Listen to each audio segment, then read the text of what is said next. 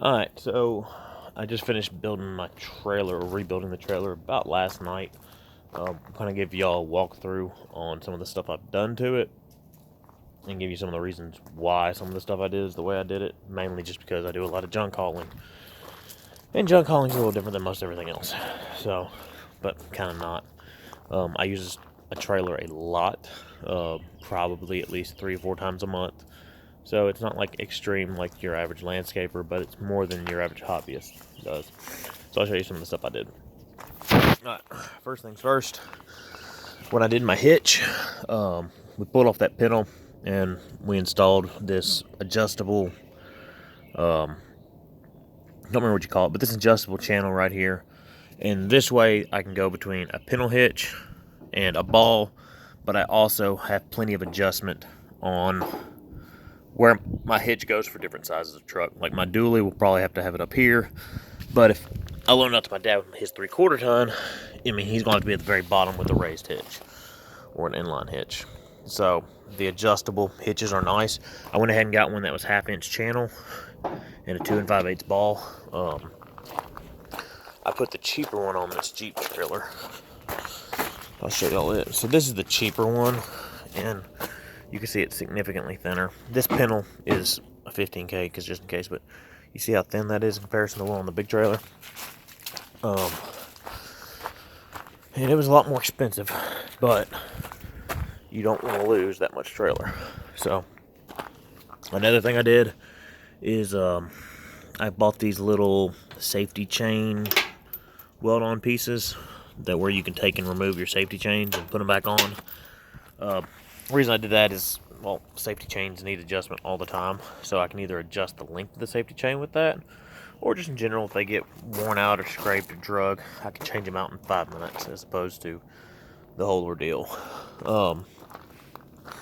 We had to fix a few bad spots on the trailer where it's been loaded. This trailer's probably from the 70s. Reinforced it. We might have to fishtail it at some point, but I don't plan on hauling that heavy. Another thing I did is I put a piece of channel down here and this steel bottom, and that's just so you can throw your chains and binders. This is the original box they did for that, but it's not in great shape, and I really prefer to have a lot more area for it. Then I took an old receiver hitch and I cut it and made it to where it'll slide in that little hole. I mean, it's not all the way filled there, but I wasn't going to fill those holes all the way. But that way this receiver's pulling against the steel and not just holding on by my welds. My welds will hold fine, but, you know, safe than sorry.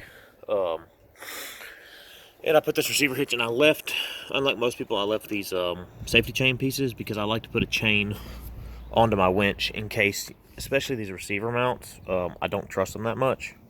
So it's just a kind of an in case of emergency to where it'll pull on it. I got that oil on me.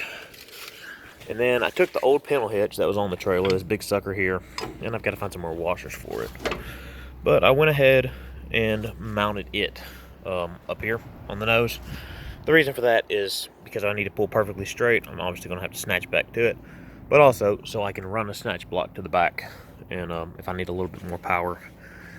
Now, if I have to have more than a 15K winch will hold, or that'll be an issue, but it'll also relieve some of the stress from that pintle hitch, with that receiver mount there.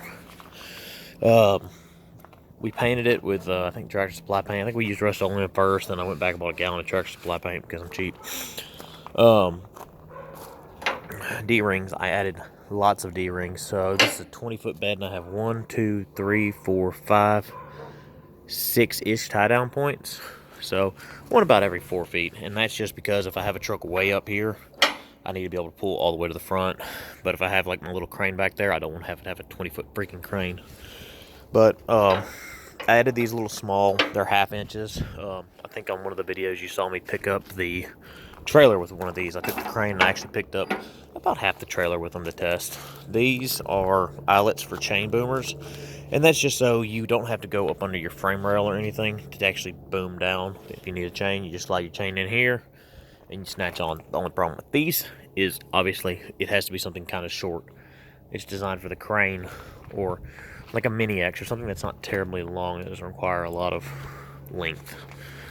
More of these.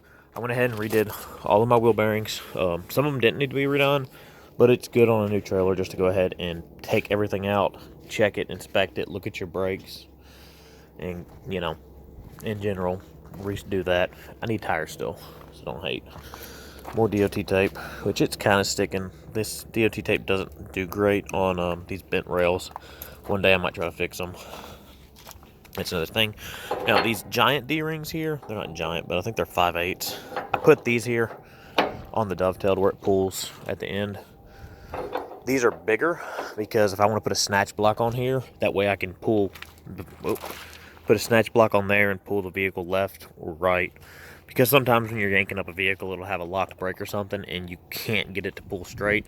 So you want a way to actually maneuver it left and right, and that 3/4 D-ring is going to be a lot stronger because you're going to have a lot more torque forces. Still got to weld these down.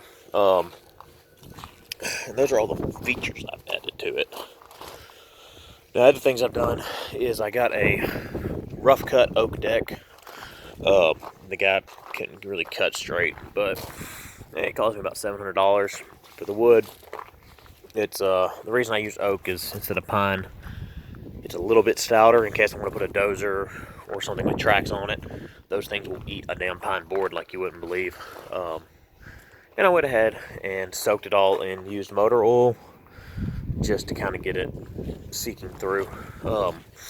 My deck screws, I did put deck screws throughout it, but I only put one row here, a row of doubles there, and one row there. The reason for that is I'm held down at the front by this beam up here, so I would rather give me some wiggle so I don't get any weird bows in case the boards need to dry or expand or something. And then I didn't do any past right here for the same reason back here. This has to get welded down. Now, these are kind of bolted, but they're very half-assed. And I'm having some issues with this one board's way too thick. But, yeah. So there's some of the... There's the trailer. And some of the modifications I did strictly for hauling junk. Questions, comments, concerns, holler.